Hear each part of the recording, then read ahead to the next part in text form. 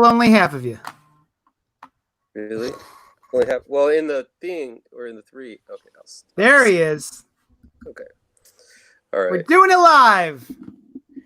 Not a net. What's up to? Oh, that's the wrong intro. Thank you so much for joining us on this very special episode of the Cannibal HorrorCast. I'm your host, Johnny the Destructor. With me this week is Stephen Andrade. Hey there. And Mark_L_Miller. Was that you or your stomach or your cat? That was my cat. It's timed perfectly. The cat is more into doing this show than you are, it seems. I'm sure she'll make a couple appearances here while we're talking here. She tends to be everywhere where I am. There we go. So we are streaming live on Facebook as well as YouTube. So if you have any comments, questions, if you want to just flip us the bird via text, you can do that. We will respond to you in real time if the technology allows us to do so. Oh, hi, baby. Who's that? This is Lucy, aka Pickle. Oh my kitty. Oh my God. Tell her I love her. She's been a kitten for about 12 years now. Oh, they're always kittens. This one is like as small as a kitten, but she's the run of the litter, so she's my special. So we are here. Needs kitty. Oh, we are here to talk about a horror movie, so-called.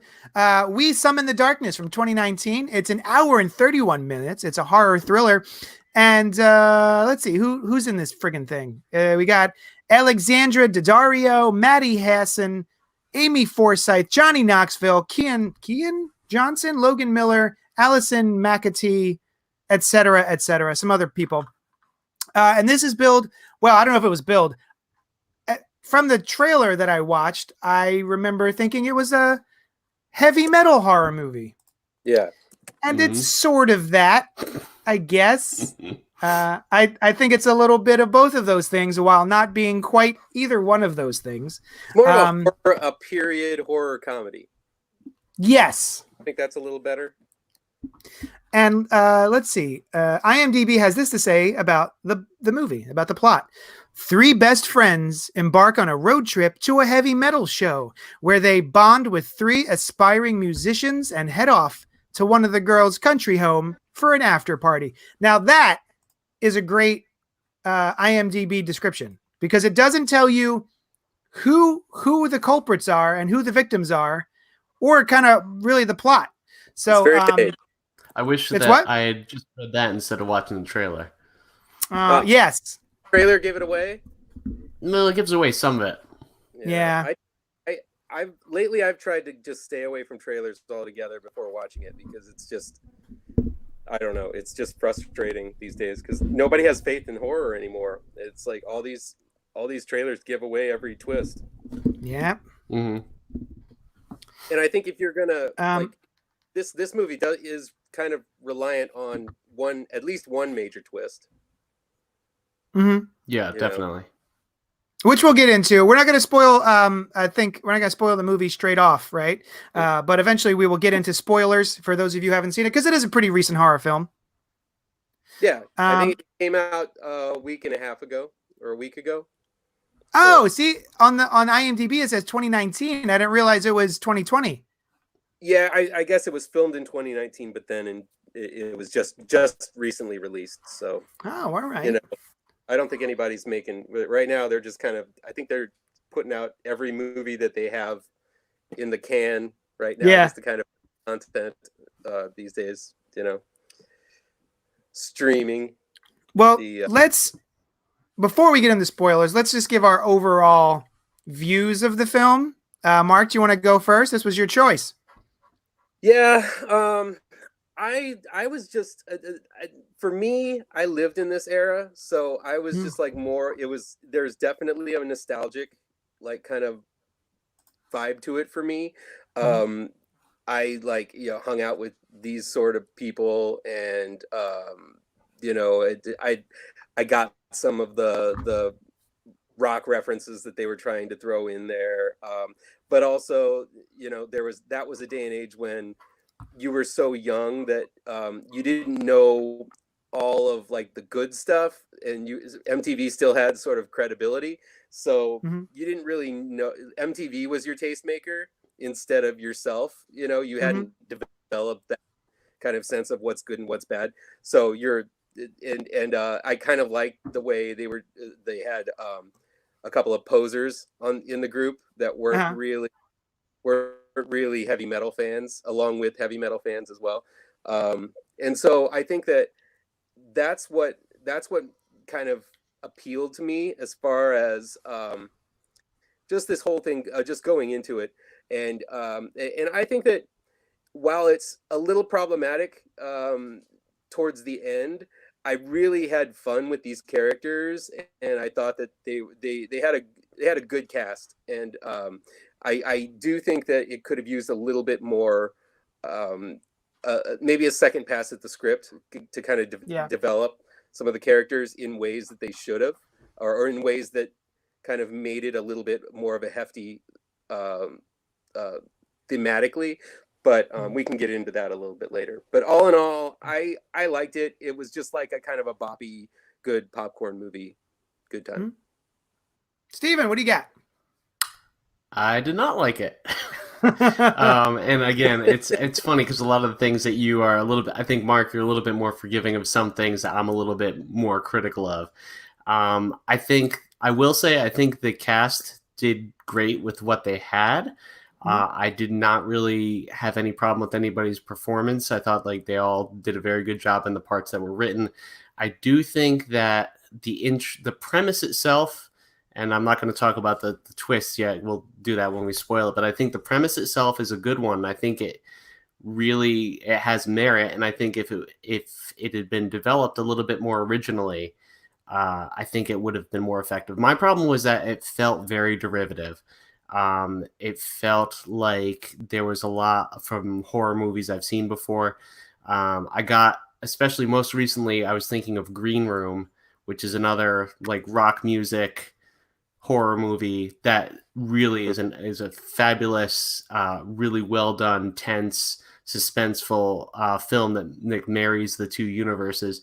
And I felt a lot like they were trying to go for that kind of vibe, but they just couldn't match up with it because they kept falling back. The screenwriter kept falling back on the cliches, and it ended up feeling a lot more like your typical teen slasher movie by the end of it. And also, the other thing that really took me out of it was the music, because for a movie that's supposed to be so much about heavy metal, they did not get any heavy metal for the soundtrack, except I think they got like some generic like Muzak version of heavy metal just like to play in the background, like, oh, we're finding a metal song on the radio, and it's just 3 chords playing. The songs they did include, however, Heaven is a Place on Earth and Heart and Soul. I mean, I love Tapao and Belinda Carlisle, but I know it's the 80s, but come on, just put on some goddamn Metallica. I mean, I know it probably would have cost a lot more money to license. But so I ended up just really noticing all the flaws. And then, just by the end, I was actually very bored with it because it felt so derivative to me. So I really wish that they had taken that concept and done a little bit more with it and tried to make it a little bit more interesting. Yeah. I'm somewhere in the middle of both of you guys, per usual, I think. I found there were some things to enjoy about this, but overall, I think it's kind of forgettable. I'm not upset that I watched it. I had a good time.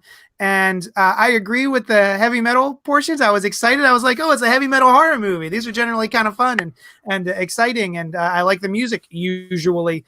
And so I was looking forward to that. And I think that a lot of the horror aspects could have been pushed more. I was hoping for more. But I think by the end, it felt very much like a 90s horror film, kind of like post-Scream, where everyone's very, very attractive, but sort of the scares aren't really there and the gore isn't really there. So I really wanted some more from this, but I also thought it was fun.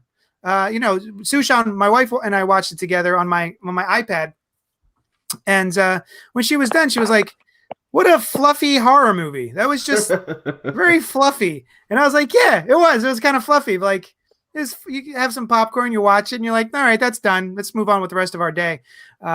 So yeah, I'm definitely glad I watched it, but I really wanted more out of it, especially having seen the trailer. I was like, "Oh, okay, this looks like it's going to be a lot of fun," because there's some, I think, comedic elements to the movie without going far enough into the comedic elements to make it a horror comedy. Right. And it's not a horror movie enough to call it a horror movie. And it's not a heavy metal movie enough to make it a heavy metal movie. So it's riding these three lines without really, diving headfirst into any of them. You know what I mean? It lacked the strength of its convictions. That's where I'm at. Do we want to start talking spoiling the movie yet, or because there's a couple we details. Can start spoiling the movie. So like one of the things it's kind of difficult to talk about this without spoiling it. So if you haven't seen the movie yet, We Summon the Darkness, it's out now. You could probably stream it somewhere. I don't know. We got a screener to watch, so that was really cool. But I think it's at least worth watching. Just don't get your hopes up. So we're going to move on to spoilers from here on out. So be aware. Welcome back, Mark. Thank you. You guys, like, the audio keeps on clipping in and out. Sorry. Oh. the audio keeps on clipping in and out, so I wasn't sure. I thought I would log in and log out to see if I can clear that up. It's a little better right now.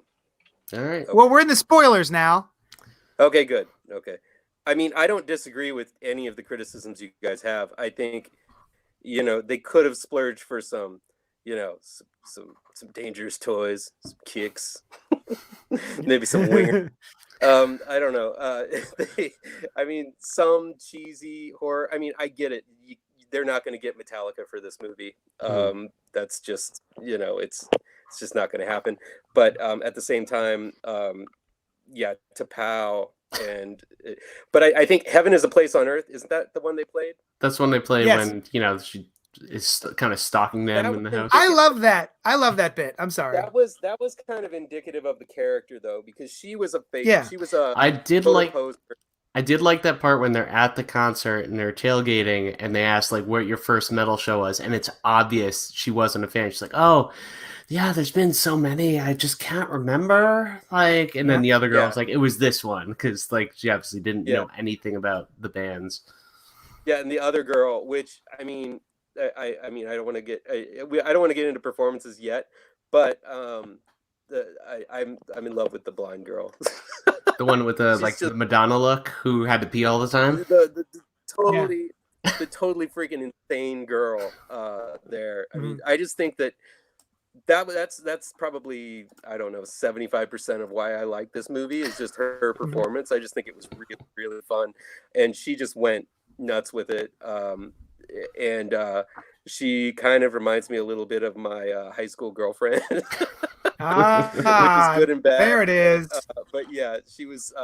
But anyway, as far as the music just really, I didn't want it to be a Deathgasm type movie, which I liked. I loved Deathgasm. I thought it was great. A fun one. But that was a very specific type of horror movie, and very specific type of metal movie. I think this was like more, it felt like, even though it was like kind of, when was it? 89 or 87? 88 they set it in, I think. Oh, okay. So that's more like, you've got your Motley Crue, you've got your Metallica, you've got your, and you also have, things like bands like Judas Priest, and a little bit more hardcore bands and stuff like that. But at the same time, there's still a lot of glam going on. And you don't see that a lot unless it's... and I was totally into both sides. Like, the glam metal was kind of fun at the time. I had my mullet rocking at the time. And so that was just kind of... it's an era that you don't see a lot represented unless it was made in that era. Like, the Lost Boys, everybody has their mullets, like, blowing really, really big. in that,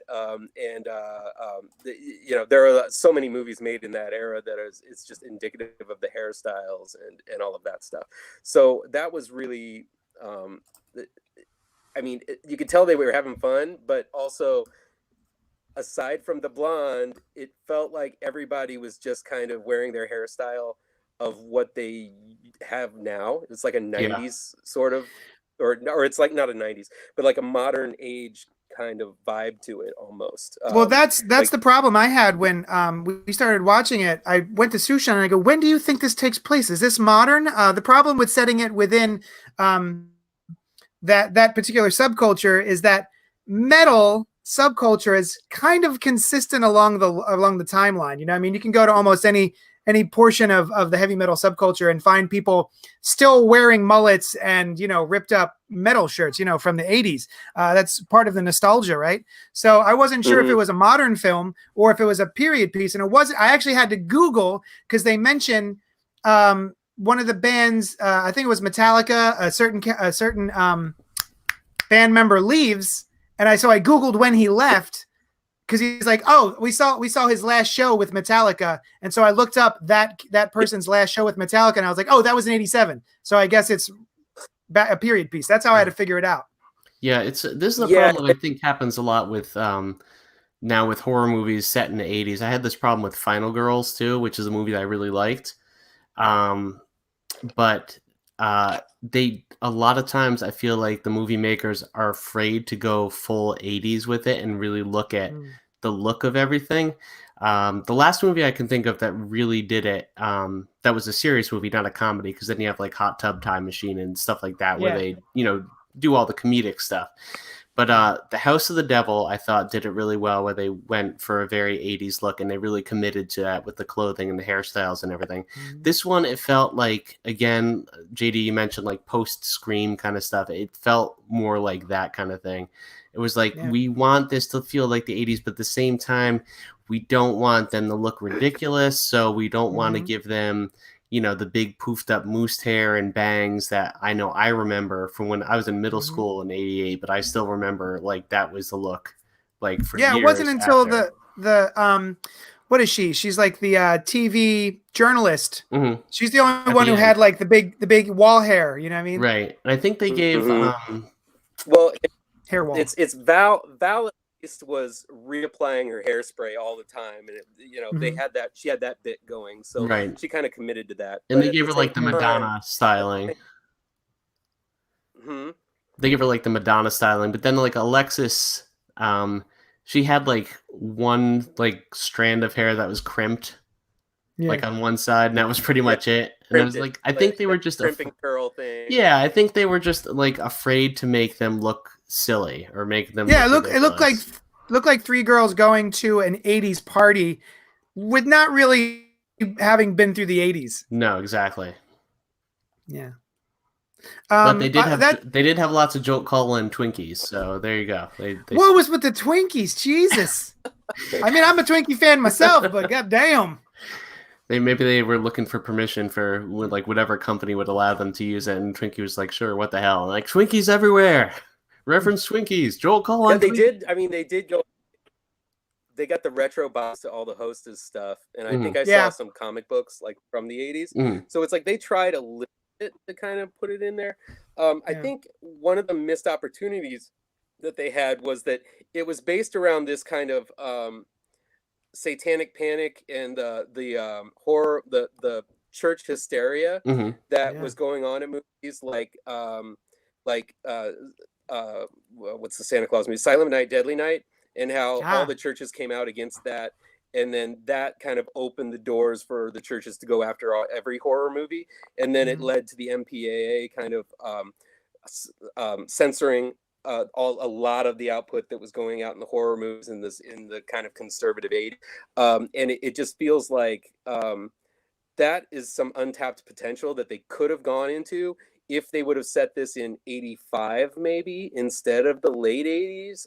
I think it would have been a little bit more relevant, and I think it would have lent that kind of I don't know, that depth to the theme kind of wanted, because I think they were flirting with that issue the whole church going people, and they basically I mean, spoilers. Girls are the killers here. It's not the guys. We're it's okay to do that right now, right? Yes, yeah. Since we're in spoiler territory. Yeah. But yeah, it seems like and with Johnny Knoxville's character being the priest, or the pastor, and you know, there's all of this sort of religious versus and metal is about the devil, and all of this stuff. I think that I wish they would have gone a little deeper with that. I think. I also wish that they because there's basically two twists, and this is like one of the things that made me wish I hadn't seen the trailer. Is the trailer gives it away pretty quickly that the girls are the killers, and what it doesn't give away though is that they are not actually Satanists, but they're doing it because they think they're doing God's work and exposing people to the evils of heavy metal music and Satanism and everything. My problem with that, the way it's handled in the movie, because I think that's a really interesting notion, but the reveal that they're the killers comes, they drug the guys that they bring to the house. The guys wake up, they're tied to the chairs, there's all the satanic stuff drawn around.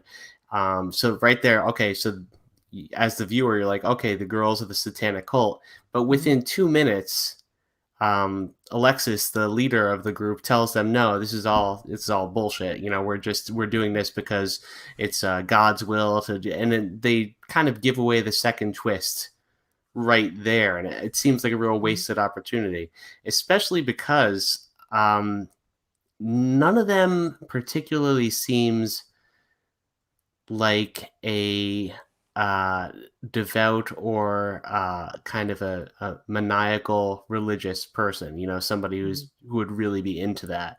And we get it with Bev because she's like the one new to the group, and she's the one obviously from the get-go that's uncomfortable with doing everything.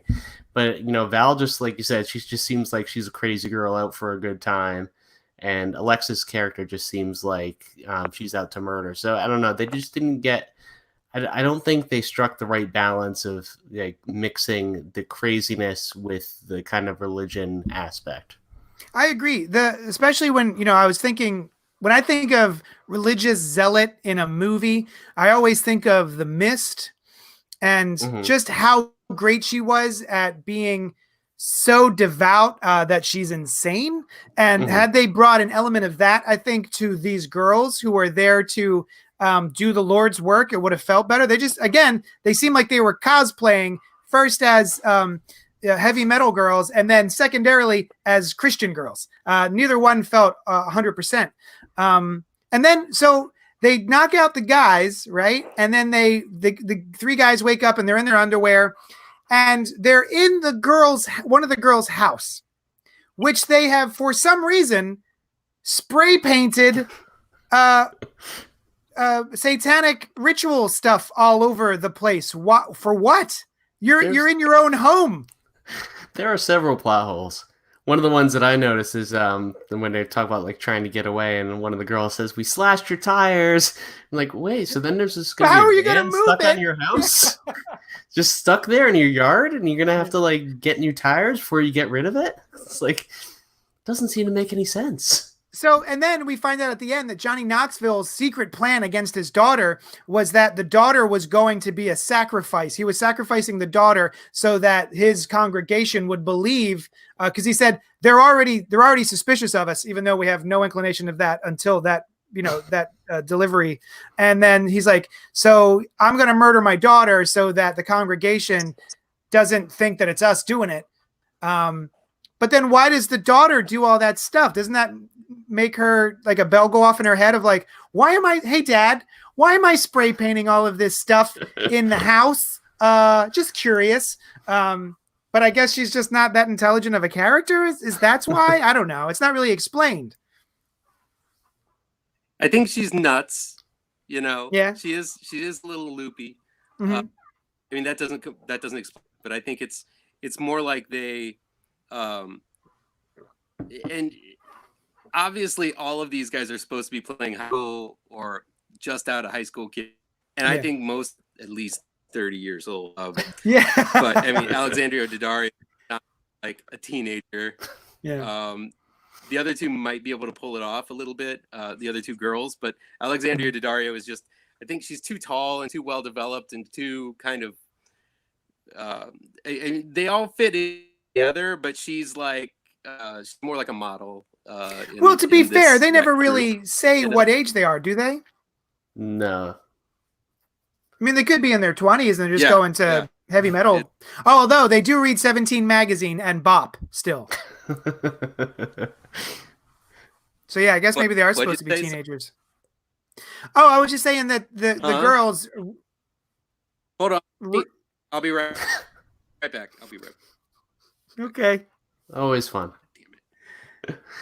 So yeah, there's a bunch of plot holes in this movie, but again, it didn't really take away from the fun of it. But I just really wanted like the movie itself, and maybe this is because of the twist, right? Where they're not really girls who are into heavy metal. The movie itself looks like it's going to be a heavy metal horror movie, and it's not. And I kind of wished it was. But I guess why would it be if the kids are pretending? You know what I mean? Right. So I think they're intrinsically tied together. The thing I wanted is not what I got. Just like the guys in the movie thought they were hanging out with, heavy metal girls, and it turns out they were just Christian murderers.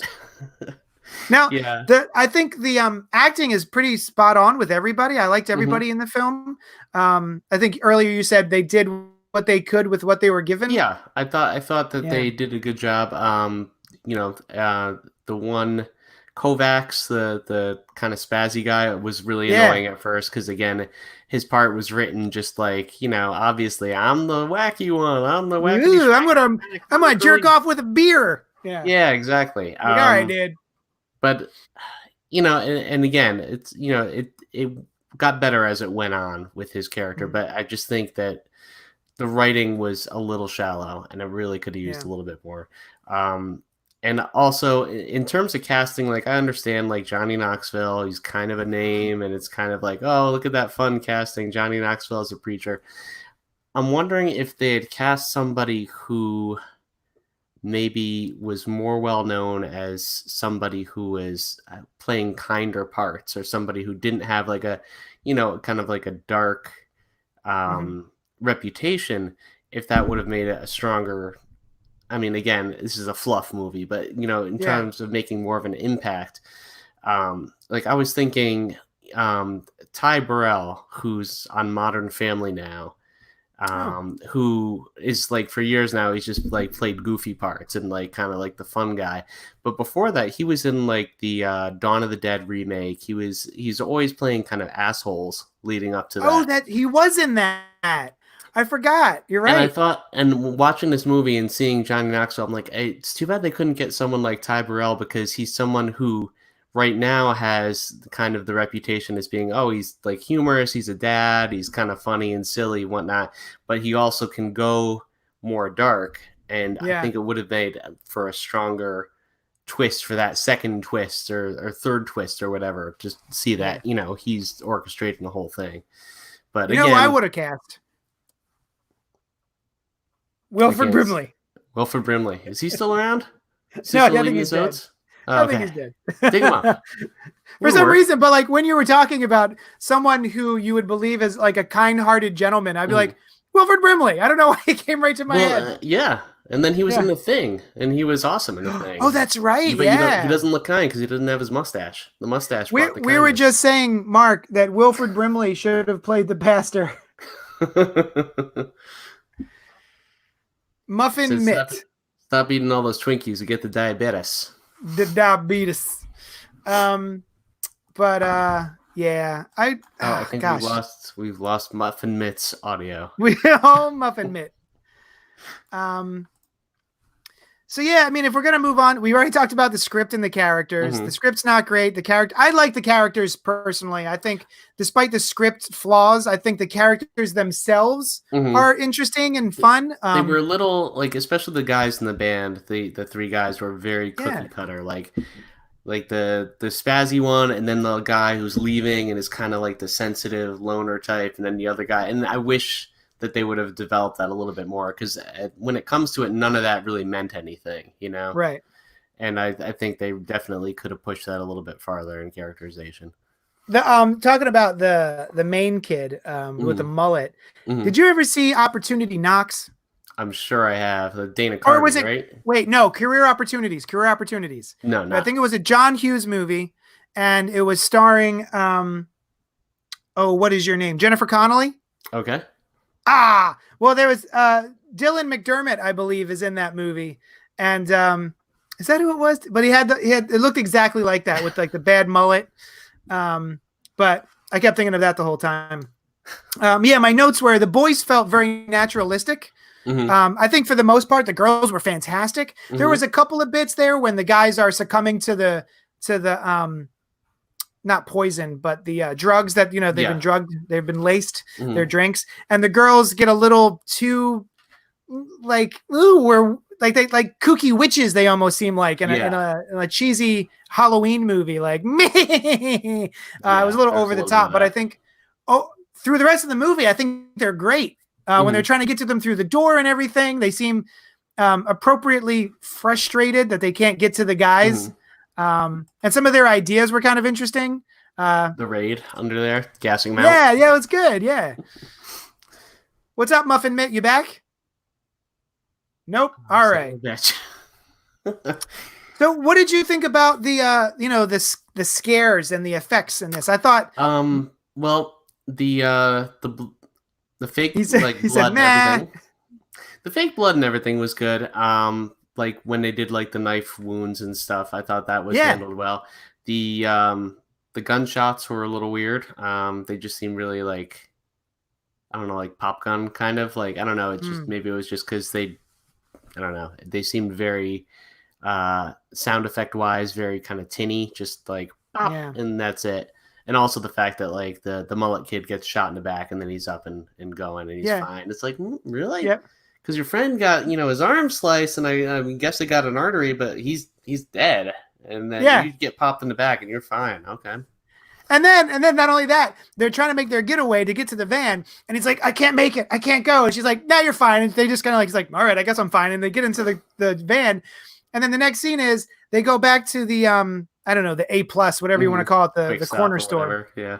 Yeah, the quick stop. And she gets like some gauze and then throws it in the back seat when she gets in. She gets like first aid shit and throws it in the back seat. And she's like, all right, let's get out of here. Wait, he was dying a second ago. It's fine now. It's all congealed. Yeah. Although when they stab the first dude in the neck, that was pretty good. That was a good effect. And I was kind of sad that he got killed so quickly, and that was an effective thing, because I thought he was again, it's not a broadly written part or anything, not very deep characterization, but I thought he had a very naturalistic manner. He seemed like in character. It seemed like somebody I've known. I knew people like that in high school, and it's like, people who were maybe a little bit scary, but then like decent people. They're just like a little bit into like the harder edge kind of things, but they're good people and everything. And so that was kind of like not a scare, but that was kind of a shock that they killed off one of them so quickly. Yeah. Also, Kimbo Slice is back. How about hey, he's back. There he is. All right, I'm using different headphones and shit. All right. Attaboy. I am very sad that my favorite character got killed, and that is the cokehead stepmom. It's very sad to see her go. I was sad. She was kind of fun, but they did that fucking bullshit that that happens all the time, where she gets stabbed and then she's just like, I guess I'm dead. Yeah, okay. I hate that. Especially if she had hit my off button. She had all that coke in her system. She would have been like, that's true. Girl, send me back. It's very true. Yeah, very true. right. She'd have been kicking for a long time. She'd have been running around stabbing them. Wait, you're talking about characters now? Yeah. Well, we're talking about the scares and the effects. What did you think of the effects and kills? I really thought that first kill, the one where she stabs the guy right here and it just gushes. I thought that was really, really well done, and it was bloodier than I thought I was expecting, because it had been so non-bloody up till then. And then that was really the only really super huge death. Although Yeah. I thought my girl, her hair gets caught on fire. That was awesome. I thought it was awesome too, and it was one of the few poetic deaths that they had, where it had something to do with her personality. But then at the same time, I wanted her to come back in the end with like big old crispy hair and burn up face.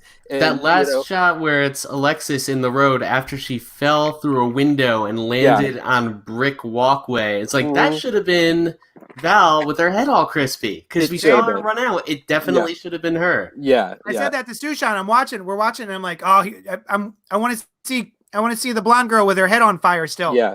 All melted and stuff. I just thought, did you guys think? I just thought she had an energy and she was giving it her all that I didn't see. I didn't see the rest of them doing that. Everyone else was kind of holding back, but she was like the bubbly, and she even kind of gave a little depth to her character. She talks about like it seems like she might have been abused as a younger kid, and she talks about like she has that conversation in the car as they're driving there about. It's right towards the beginning, and they talk about like something in her past and how she knows something. It might have been her father that did something to her, or they're talking about fathers, and the other girl has a decent character as well. She was on Hellfest, which I don't think anybody saw.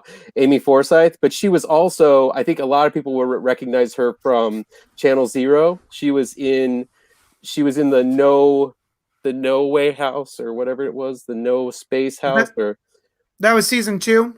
Yeah, the one where they go and they find the house, and it comes every year. It's like a haunted. Oh, that sounds cool. House. I've only seen the first season. I loved it. Yeah, season 2 is actually not bad. I kind of thought she looked like a grown-up what's her name? Abigail Breslin? Yeah, she definitely has that kind of look to her. Yeah. And it's funny, I just saw Zombieland Double Tap, and which I had fun with. But Abigail Breslin is kind of all grown up in that one too. It's weird seeing her grown up, Yeah, for sure.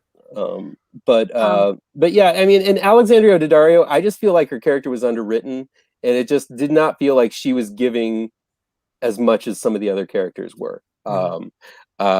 Johnny Knoxville, I think he was playing against type, and I kind of like it when people do that.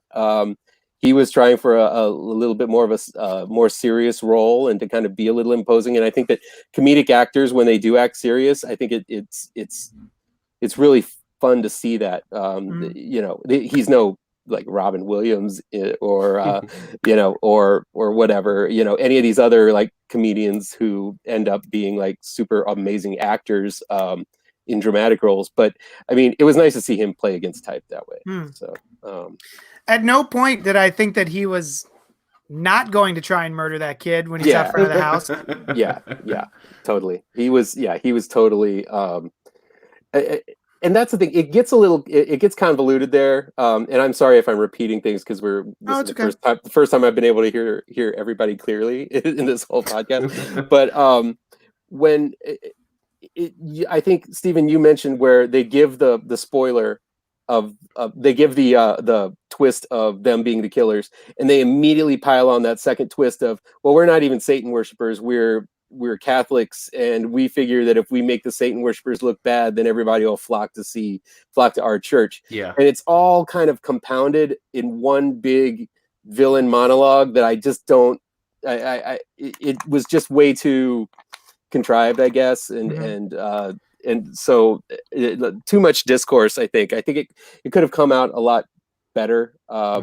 Maybe have Johnny Knoxville reveal that about the character when he comes in. That might add a little oomph to it. But like I said, it just feels like there are so many elements here that I like, but they're just not fitting in the right places. Yeah, that's a good way to put that. Yeah, contrived is a good adjective too, because I feel like that's what happens, is that it falls into patterns of movies we've seen before, things we've seen before, or just like these kind of plot occurrences that are just like, really, that's what's going to happen? Like Bev goes into the shed, goes to a motorboat, and then sees a tackle box full of money in an envelope that just happens to have all these pictures of real estate. Yeah. Unbelievable. And she puts it together. And then she wields the boat motor as a weapon, which I said, that's a funny thing to wield. And it turns on and off like a light switch. Yeah, it's not like every other boat in any other horror movie. It takes like 30 times to rev it up. But this one, it's the pastor's got so much money, he can afford a push button outboard motor. Yeah, I guess so. You know what else he could afford? A second fucking safe. Yeah, to put all those super important documents and cash into. Not in the tackle box, you know. Jesus, because I said to Sushan, why is it in here? Why doesn't he have it? Where's his safe? And she goes, he has a safe. That's where all the cocaine is. Remember? And I'm like, oh right. Yeah. Just get another safe, you dumbass. No, that safe was full of cocaine. Yeah, that's the thing. He's like Scarface over here. I guess I'm watching. I've seen too much Justified and all of those. I'm watching Ozark right now, and all of them have like this kind of seedy element. And just when she saw the tackle box with the money in there, it just reminded me of where Jason Bateman's character is like hiding his money, and like it's almost like out in the open, and you're wondering why the hell he's hiding these things out in the open like that. Maybe it speaks to their arrogance. I don't know, but it also, I think it's just kind of, it did feel a little bit lazy at sometimes. But damn it, I loved the one blonde character. God damn it, Mark. I just love it. I mean, I just thought that every time she was on screen, it livened up the movie. And it's like, she was the party girl. She was the one that was trying to make everybody feel good and forget all their woes and just drinking along, just having fun. And I'd hang out with her. She seems cool. Yeah, she seemed cool. Out of all of them, I think I like that. And the other dude that was just like the goofy, like mini Ethan Embry like guy. Right.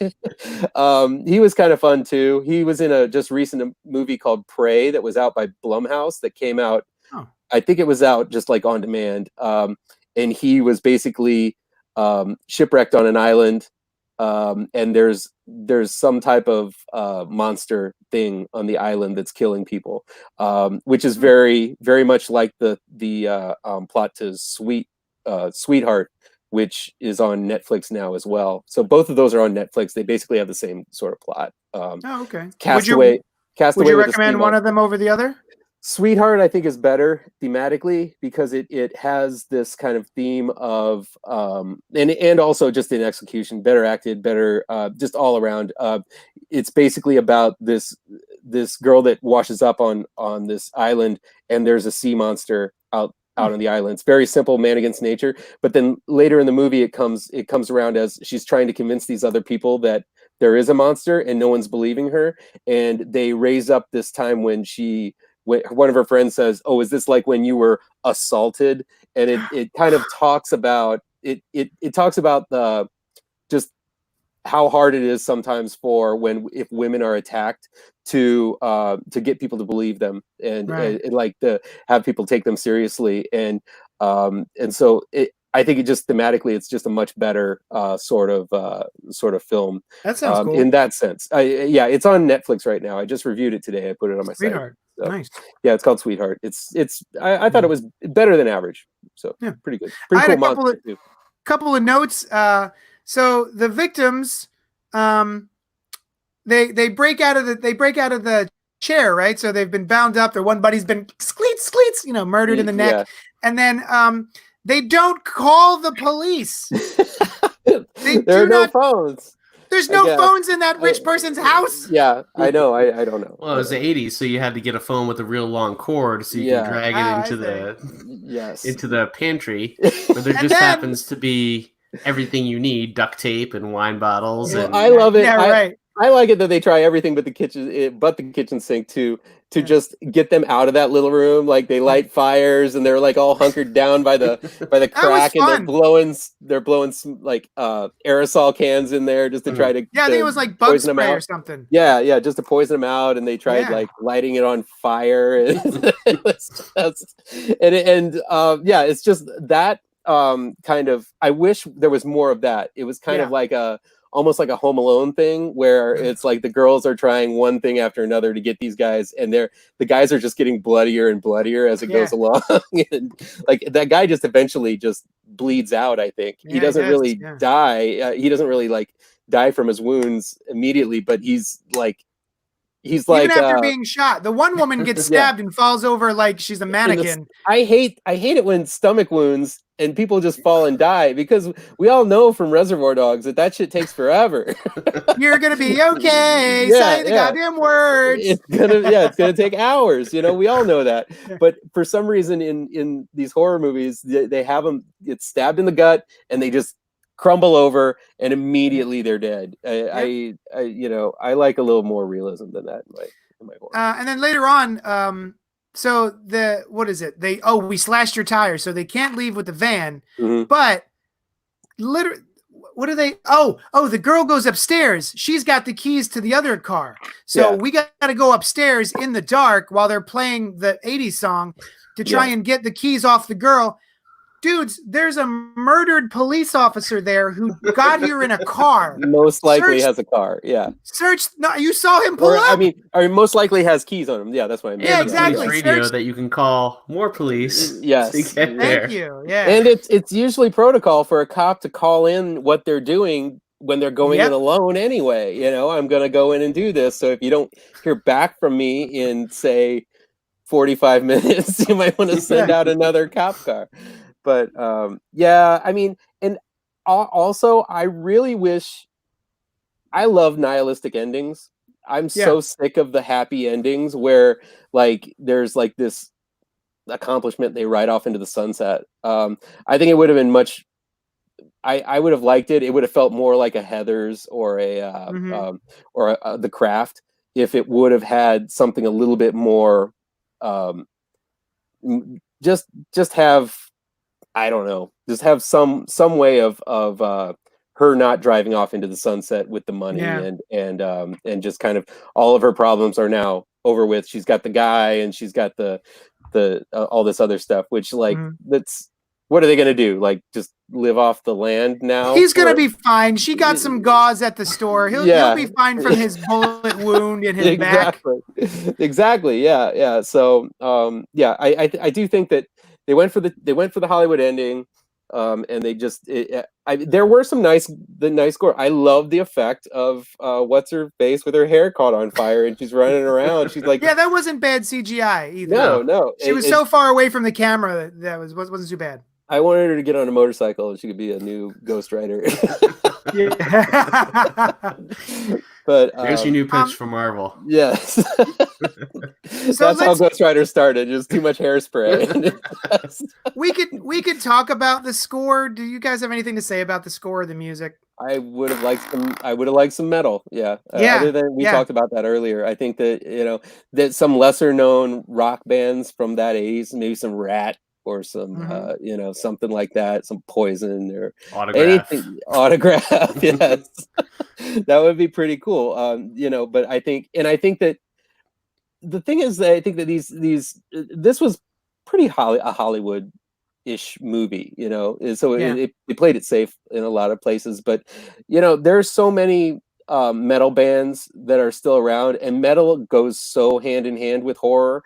I don't think they would have had any problem getting a couple of metal bands to really provide a good score to this, and or just loan some music or come up with a new song for this.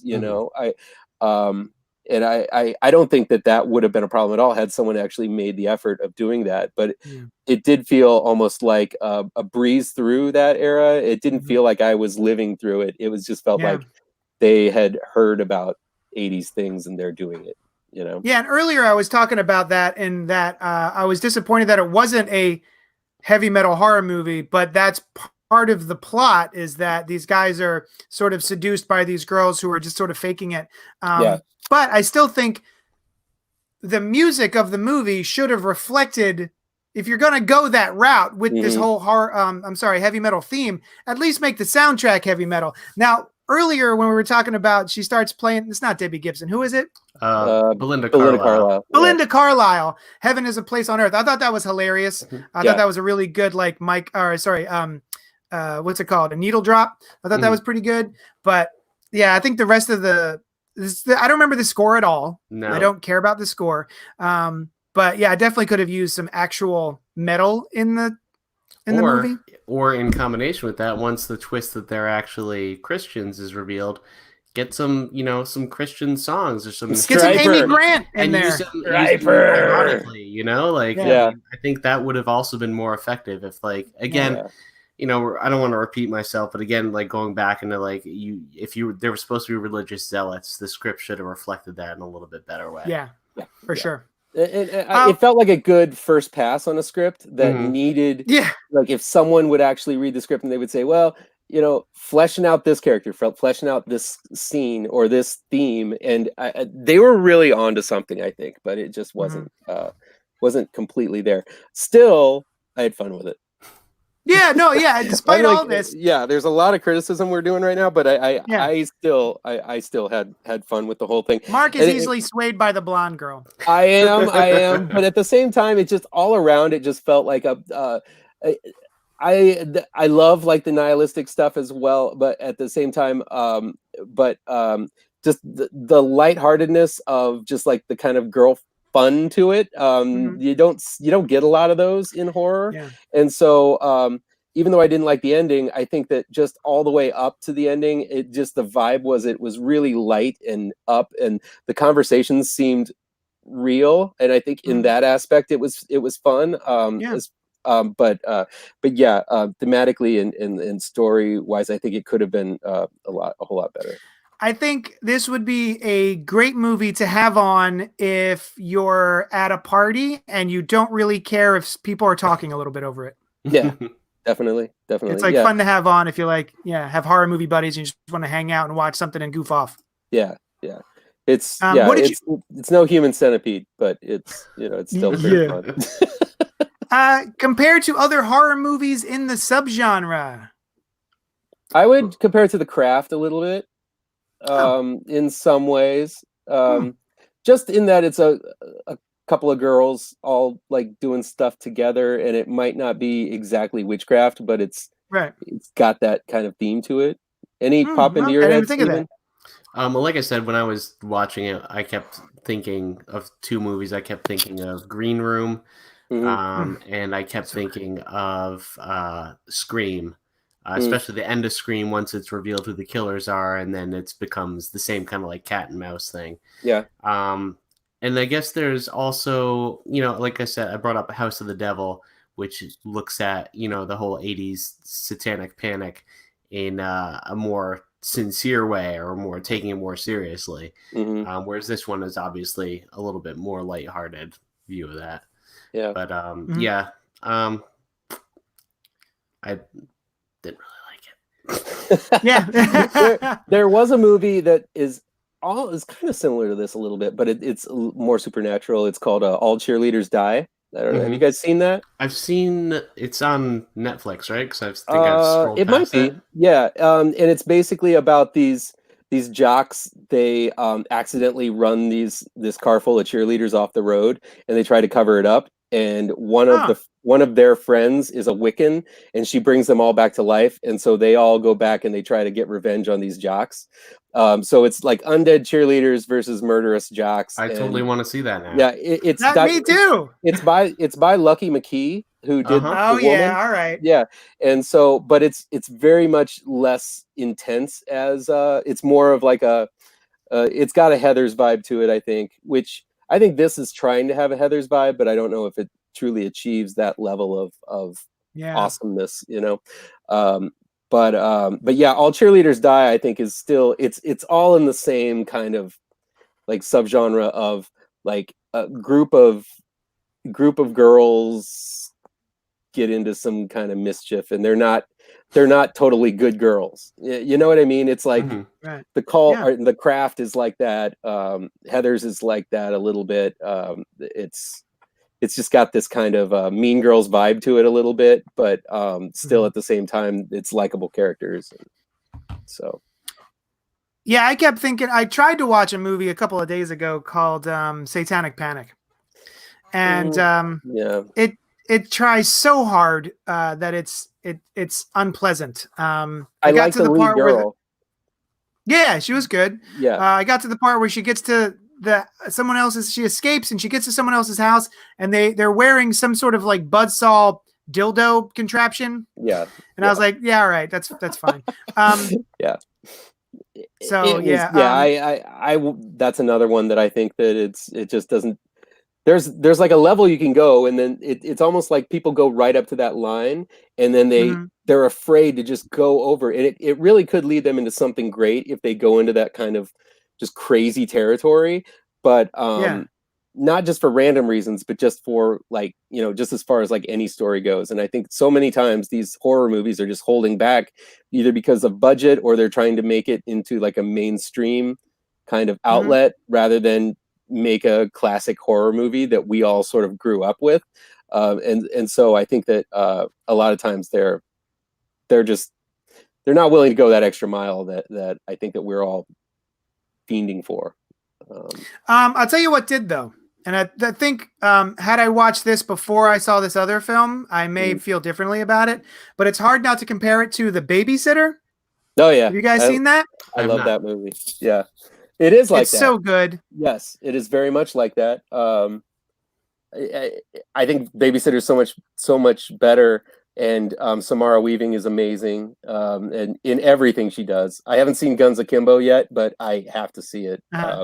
You've heard about that, right? Where Harry Potter gets guns nailed to his hands, and then he's got to just go around, and it's like a game. It's like a video game, but in real life, and they have to just kill each other.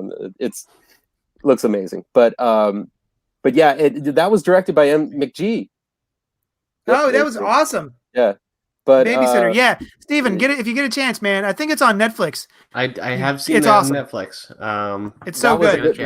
That's a really good one. But I think that movie does everything that this movie wanted to do but didn't or couldn't. Yeah, the ritual that they did in that movie is so much more effective than the ritual scene in this movie. Definitely. Yeah. But we won't ruin it for Steven. So no. Thank you. Do you guys have any final thoughts before we wrap it up? Pop a bowl of popcorn, and this movie is about as deep as that. I think just have fun with this movie. It's not gonna.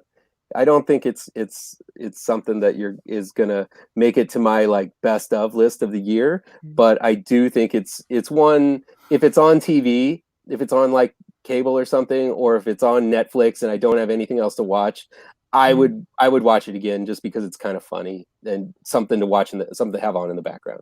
Like you said, at a party or if it was playing at a bar, I think that's kind of the perfect venue for it. Although then you couldn't hear my girl's amazing lines and everything she says. Yeah. I just love it when she's like there and she's upside down and she's that was great. She's like, "You guys want to do a three-way?" And she's like trying to get these guys out of this closet in any way possible. And by that time, she's already revealed how insane she is. And I think the fact that she's up or she's bent over and looking through her legs like that, it really adds something to the performance. It's just it's very Harley Quinn like. I think her attitude about murder is just kind of awesome. I kind of just want to see a movie with her. Right. Get that character in like another movie. We can have her hair burned and she's wearing a wig or something. But so I want to see We Summon the Darkness 2 with just her going on a rampage. Yes. Steven? It's a movie. It is. You're so right. It's a movie, and I saw it. You are right. I saw the shit out of it. Steven, I agree with both of these guys. I feel like it's disposable. It's a disposable horror movie that has good bones, and thematically, there's something there, but it needs work. Oh wow, very well said. I agree. It is a movie. But I would say if you're looking for something fun, check it out. I don't think you're going to be mad that you saw it. Steven, are you mad that you saw it? No. It's not like It Follows. It Follows made me mad when I saw that. Did Did the Babadook make you mad too? I love the Babadook. I love the Babadook. The Babadook is my shit. I loved it, man. but man, I was mad at that kid. Well, that's. I think we talked about that. That's the whole point. That kid. And again, it is the whole point. Yeah. As the only parent in this group right now, yeah. I can tell you, every parent sometimes feels like a Babadook is burning within them, and you needs to be summoned. Yeah. I've had during this quarantine time, I've had several Babadook moments. Oh my god! Keep the top hat away from you, I guess. Yeah. There was one time when she trapped the cat under a laundry hamper, put a blanket over it, and said it was her throne. And then I was hearing the cat cry, and I'm like, "Where's the cat?" I'm like, I don't know. No. And then I looked, and I think I did release a Babadook at that point because my voice got very Duke. Yeah. So yeah, that happens. Be a parent. You'll be a Babadook too. Okay. Can't wait. I'm happy with my Lucy right now. Cats are so much better. Yeah. So much better. Steven, where can the people find you? You can find me on Instagram at Andrade Illustration. My website is for my portfolios sandradeillustration.com. And my store is at sandradeillustration.bigcartel.com. So stop on by. Buy some shit. Buy some shit. Yeah. And you Mark _L _Miller. Well, I said this last week, but Steven is kicking ass. Like all of the new like tribute posters and things like that you've done are amazing. Thank you. I really love the design sense that you got. Thank you very much. I'm having fun with those. Yeah, I mean, especially the Twilight Zone ones are really cool. I love those, and I've been catching up with Twilight Zones. Are you guys still doing the Twilight Zone podcast? My one of my brothers is his production company in LA. He does trailers, but because everything is shut down, they had to furlough almost all their workers. Oh no! But he's still getting some jobs, so the company's still going. But that means he's the sole editor, so he's up till midnight every night at home. With also, 2 kids and everything else happening, so like you guys know, it's just trying to balance everything is pretty crazy. So since he's the one who has all the tech stuff of the podcast, no, we haven't done any new ones. No time for the Twilight Zone. Okay. No. All right. Well, I can be found at ML Miller Writes. I am still doing my reviews there. I'm trying to do countdowns up until my new countdown, which is going to be happening in October. I'm going back and I'm just reposting some of the older reviews that I've had and counting down to the best in every year. Those have been so fun. I've forgotten so many of those movies, and then I've been reading them. I'm like, oh yeah, I remember that one. That one's awesome. Well, me too. I mean, a lot of those, I'm looking back and I'm like, I'm just going back and rewatching them just because they're just so much fun, and I have a little bit more time right now to do that sort of thing. But yeah, hopefully, if you've missed out a couple of like a year or so, or if you this is the first time you've ever done that, it's a nice way to kind of go through the last decade and see some really good horror movies, I think. And then I've got Pirouette coming out.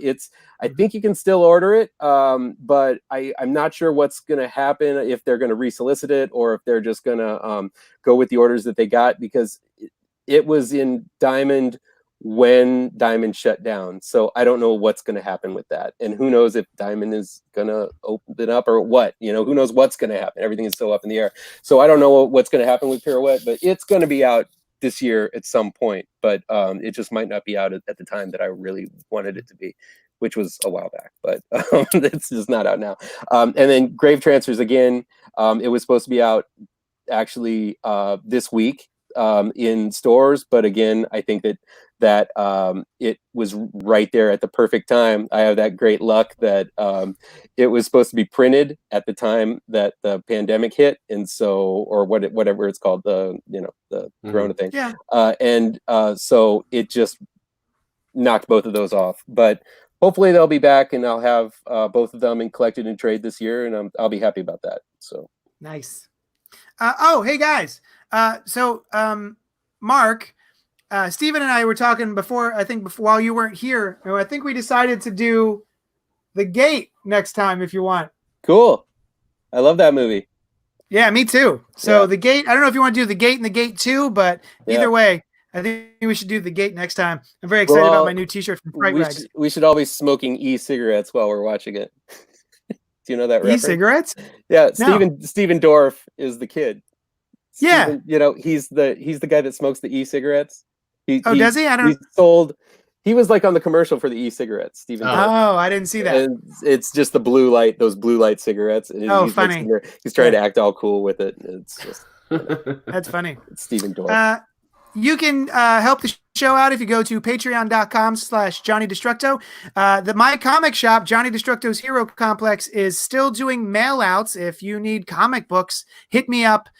You can tweet at me at JD's Hero Complex. You can go to JD'sHeroComplex.com and check out my shop. That's it. Thank you so much for joining us. Join us next time when we talk about The Gate, starring the Dwarf. Thanks so much, and we will talk at you later. Bye. Boy. All right. Well, hey, I guess we're stopping it all. All right. Take care. I'll see you later. All right.